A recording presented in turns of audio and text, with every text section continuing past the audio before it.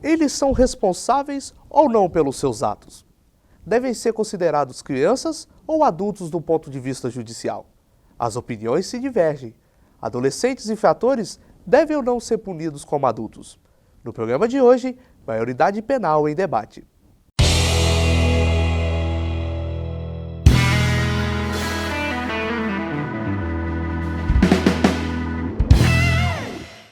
Crianças e adolescentes que cometem atos infracionais devem ou não ser punidos? A redução da idade penal resolveria esse problema? Estamos aqui no estúdio com o professor de Direito da FAESA, Paulo Vitor Saiters. Seja bem-vindo, Paulo. Olá, Pedro. Muito prazer. Queria agradecer demais o convite para estar aqui e contribuir com algumas reflexões sobre um tema tão polêmico. Primeiramente, existe uma diferença entre maioridade penal e responsabilidade penal. Como seria essa diferença? Explica um pouco para a gente. Vamos lá. Para começar essa história, a gente precisa resgatar na história jurídica do Brasil um momento em que a gente teve uma responsabilidade penal e a maioridade penal reduzida, porque a diferença é uma diferença básica. A maioridade penal, prevista na Constituição brasileira, no artigo 228, prevê que o Código Penal vai ser imputado àqueles que tenham mais de 18 anos. Só que nós temos que lembrar que o Estatuto da Criança e do Adolescente já prevê responsabilidade penal às crianças e adolescentes a partir dos 12 anos. Então, esse é um primeiro mito que a gente precisa desconstruir, que a população em geral não tem, às vezes, essa informação de que a criança e o adolescente não tem uma punição. Até a sua pergunta que iniciou o programa muito bem colocada, devem ou não ser punidos? Eles são punidos. Eles só não serão punidos nos mesmos moldes de um adulto que receberá como punição as penas que estão no Código Penal brasileiro. Eles serão tratados de uma forma diferenciada. Na história jurídica do Brasil, em 1830 a gente teve o nosso primeiro Código Criminal. E ali, a partir dos 14 anos, você já poderia ter a incidência de pena, a discernimento do juiz, a discricionariedade do juiz, analisando se aquele adolescente tinha discernimento ou não da sua conduta. E avançando um pouco, em 1890, a gente já teve uma inimputabilidade, ou seja, a impossibilidade de aplicação de pena para aqueles menores de 9 anos. Veja que entre 9 e 14 anos eu já poderia ter uma aplicação de pena na década de 90, no século XIX. No Brasil, isso. Então, é muito recente. Essa discussão, ela é ao contrário, ela não é recente, ela é muito antiga e muito pouco debatida. Essas informações não são trazidas ao público. E a partir de 1890, então, a gente já tinha aplicação entre 9 e 14 anos, podendo aplicar uma sanção penal a esse adolescente. Na década de 60, a gente teve uma mudança legislativa, num caso de um clamor social muito grande, e aqui eu abro parênteses, porque essa discussão gira em torno, geralmente, de um grande caso que aconteça na sociedade, envolvendo o menor, e aí esse tema volta a surgir. E justamente na década de 60, no Brasil, tivemos um caso chamado Aida Cury, que teve um clamor social, e ali se decidiu que um menor de 18 anos, entre 16 e 18 anos, poderia ser aplicada a lei penal. Viu-se que aquilo não teve impacto que pretendia-se. Um ano depois, aquilo foi revogado, aquela legislação foi revogada e voltou-se, então, à idade de 18 anos. Até a nossa Constituição de 88, que estipulou, como eu falei no início, o artigo 228, a idade penal em 18 anos, no artigo 228. A questão é, a partir da década de 90, então, a gente teve o Estatuto da Criança e do Adolescente que estipulou entre 12 e 17 anos medidas socioeducativas para esses adolescentes, para essas crianças que cometerem algum crime, alguma infração penal, né? Porque não vai ser considerado crime. Crime só para aqueles a partir dos 18 anos, que aí vai ter incidência do Código Penal brasileiro. Quando esses menores cometem um ato infracional, qual é o tipo de punição que eles recebem? Bom, o Estatuto da Criança e do Adolescente já trabalha a partir do artigo 112, 6 medidas socioeducativas, que vai desde a mais branda, que é uma advertência, até a internação, podendo ficar até 3 anos internado. E aí você tem uma gradação. Depois desses 3 anos de internação, ele não pode ficar mais totalmente internado, ele pode ter um acompanhamento de semi-liberdade e depois de uma liberdade condicionada. Então, ele vai ser punido, mas, como eu falei, não da mesma forma de um adulto. E a questão importante é que essa idade, de onde vem essa idade? Por que 18 anos? Que é um tema que a gente precisa conversar. 18 anos é uma convenção que se estabeleceu mundialmente desde 1989, a partir do princípio da proteção integral da criança e do adolescente. Tivemos uma Declaração Universal da Criança e do Adolescente que estipulou e estabeleceu como uma idade mínima 18 anos. E o Brasil abraçou essa convenção, o Brasil internalizou essa convenção, essa declaração, e aí na década de 90, um ano depois dessa declaração, o Brasil promulgou a lei do Estatuto da Criança e do Adolescente. Portanto, a gente vive não é uma questão meramente de escolha aleatória, isso tem toda uma repercussão. A maioria dos países no mundo adota, sim, 18 anos como a idade penal, inclusive alguns exemplos como a Alemanha e Espanha, que reduziram a idade penal para 16 anos. Logo depois viram que aquilo não por si só não bastaria, que a simples redução não reduz a criminalidade, voltaram para 18 anos e, inclusive, aumentaram, estipularam algumas medidas diferenciadas para adolescentes que estejam, ou adultos já com 18 e 21 anos nessa faixa etária. Então, não só voltou atrás da posição, como repensou a própria aplicação de pena. Porque a criminologia, e aí o direito precisa se valer de outras ciências, como a criminologia, como a psicologia, já demonstraram há muito tempo que a punição por punição não resolve o problema. E isso é um discurso da criminalidade, um discurso da insegurança, um discurso do medo, que, claro, isso é potencializado também por algumas mídias, e a gente precisa ter um debate um pouco mais aprofundado sobre o tema, porque quando nós lidamos com a vida e com a liberdade das pessoas, e principalmente das crianças e dos adolescentes, a gente precisa ter essa reflexão um pouco mais aprofundada, principalmente no Brasil, em que nós temos uma população carcerária gigantesca, como é a quarta maior do mundo, mas é a que mais cresce ano a ano. Então, a projeção não é uma projeção positiva, pelos índices que a gente tem. Em 2014, o IFOPEM divulgou mais de 622 mil presos, é o nosso sistema carcerário. E a gente está querendo colocar mais gente nesse sistema carcerário que já demonstrou que não recupera, que não ressocializa ninguém. Principalmente os nossos crianças e adolescentes. Se a gente quer ver um futuro, ter uma esperança, eu acho que a medida deveria ser o contrário. Porque o direito penal não é uma medida para solucionar o problema social. A gente precisa de políticas públicas, isso sim. Porque o direito penal, ele por si só, ele não vai resolver o problema da criminalidade. Punição por punição, a gente já aumentou a penalização de homicídio, isso não resolveu em nada.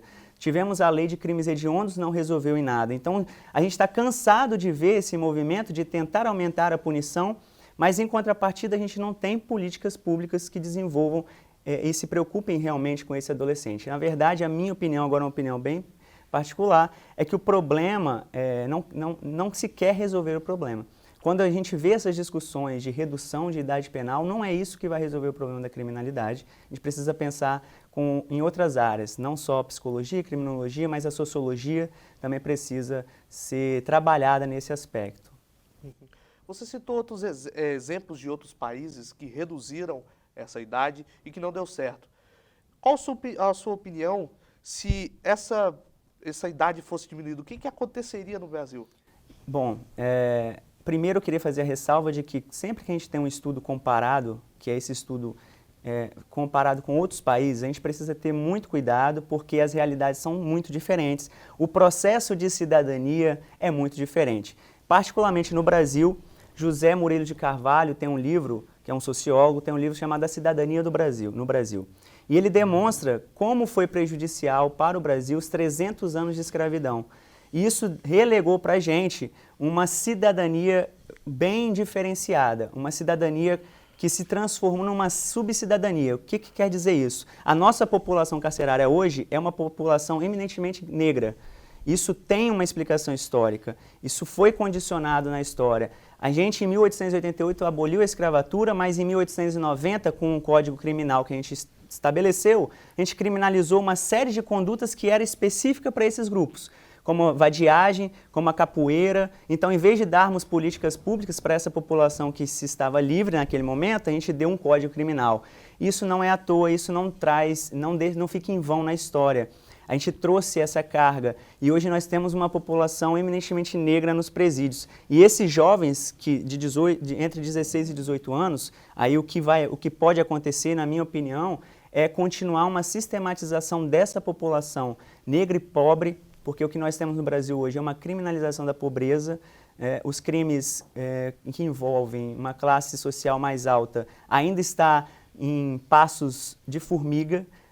A humanidade assim caminha, como cantaria Lulu Santos, em passos de formiga, porque, na verdade, a grande opressão, o sistema punitivo, está voltado para essa população negra e pobre de periferias. Por quê? Isso tem um discurso também que a gente precisa colocar em debate, que é o discurso do mercado.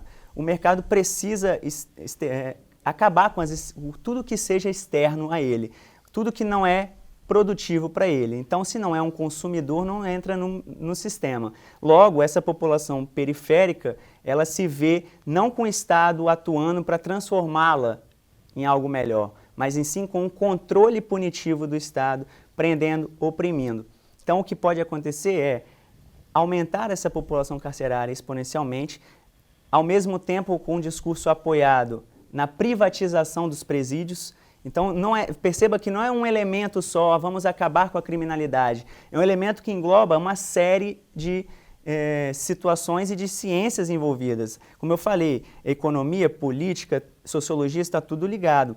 E dentro dessa perspectiva econômica, a gente tem um discurso da privatização dos presídios que precisa de um mercado consumidor maior, já que vai ser privatizado. Quanto mais, melhor.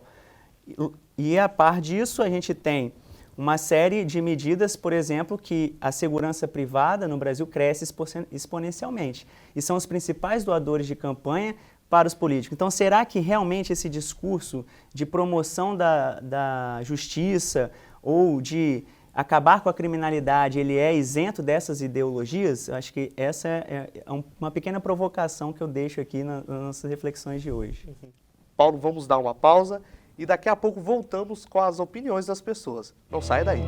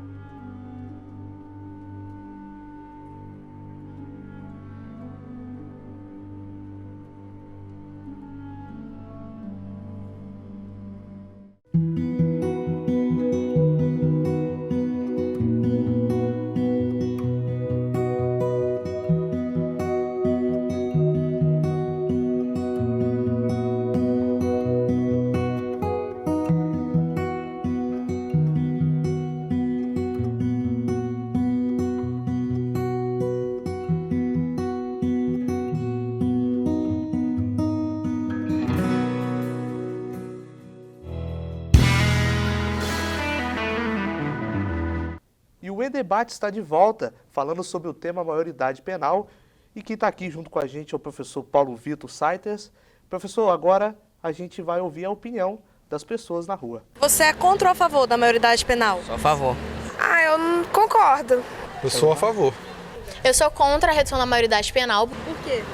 Porque esse jovem de hoje em dia faz o que querem fazer e por isso fica por isso mesmo. Eles não, entendeu? Não pensam nas consequências. Olha, eu acho que deveríamos tratar esse assunto com um pouco mais de seriedade e procurar punir mesmo os menores de idade que são abaixo de 18 anos, porque eles são capazes de discernir entre o bem e o mal e têm praticado muitos crimes. Eu acho que porque tem muitos menores aí que abusam muito pela idade, né? Que cometem muito crime e acham que não vai ser punido, aí os próprios pessoas de maioridade já aproveita a situação que já fica um pouco livre da penalidade, um pouco.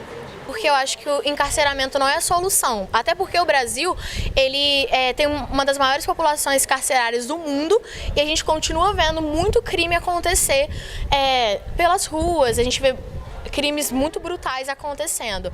Pois é, professor, agora acabamos de ouvir as opiniões e você deve ter percebido que deu bastante sim e apenas um não. Qual a sua opinião sobre isso? Por que a população acha que deve reduzir essa idade? Bom, isso é uma questão que a gente precisa debater através da mídia, por meio da mídia, porque é a partir dali que os debates são travados. E às vezes o que nós temos não é uma opinião pública, mas sim uma opinião já publicada, já direcionada. E como eu falei no início, nós temos essa emergência desse tema quando se tem um crime que envolve menores e isso vem para a mídia e a gente distribui isso de uma forma já sensacionalista. Às vezes nós temos vários maiores envolvidos e a gente pega aquele menor como exemplo já para trazer de volta esse debate sobre a redução da idade penal. No projeto, na proposta de emenda constitucional 171, desde 93, a gente vem debatendo isso. Arquiva-se, desarquiva-se, às vezes em determinado momento histórico, com mais efervescência, outros nem tanto, mas hoje nós temos esse debate no Congresso, que é justamente para reduzir ou não a idade penal para 16 anos. Já passou na Câmara dos Deputados, isso chega no Senado, está pendente de votação e vamos ver o que vai acontecer. Só para fechar, foram 87%, isso é um dado, que foi um dado trazido para o debate na Câmara dos Deputados e por isso essa proposta de emenda constitucional voltou a ser discutida, que 87% da população desejam essa redução da idade penal. Mas acredito que esse tema precisa ser, como um dos entrevistados falou, um pouco mais aprofundado para que a gente não corra o risco de lá na frente olharmos para trás, como já olhamos para trás e vimos que cometemos atrocidades com as nossas crianças e adolescentes. Ok, professor. Agora a gente vai assistir as perguntas que vamos passar para você. Vamos lá? O que pode ser feito em relação a essa questão da maioridade penal? O que vocês pretendem fazer, entendeu? Qual é a punição? Quais são as atitudes? Então, professor, qual é a resposta? Bom, justamente corroborando aquilo que eu estava falando, temos essa proposta de emenda constitucional que, a meu ver, é uma proposta inconstitucional, porque ela viola um direito fundamental, que é o previsto no 228, e por ser direito fundamental é o que no direito a gente chama de cláusula pétrea, que não poderia ser sequer deliberado em proposta de emenda constitucional. Mas, superando isso, a partir da análise já da proposta, a proposta é diminuir a idade penal para 16 anos e aplicá-la para determinados crimes, principalmente os crimes que são chamados de crimes hediondos, tráfico, homicídio, entre outros, tortura, entre outros. Então, a proposta hoje, que versa hoje no Senado, pendente de julgamento no Senado, que vai precisar passar em 2 turnos por uma votação de 3/5 também, como passou na Câmara dos Deputados, para assim consolidar essa redução. E essa redução, como a colega perguntou, é justamente para reduzir para 16 anos e para determinados crimes. Então, uma série de questionamentos são feitos, sobretudo na constitucionalidade dessa emenda, por violar um direito fundamental, por violar aquilo que se chama de proibição do retrocesso social, porque nós já consolidamos na tradição a idade de 18 anos, seguimos uma Declaração Universal de Direitos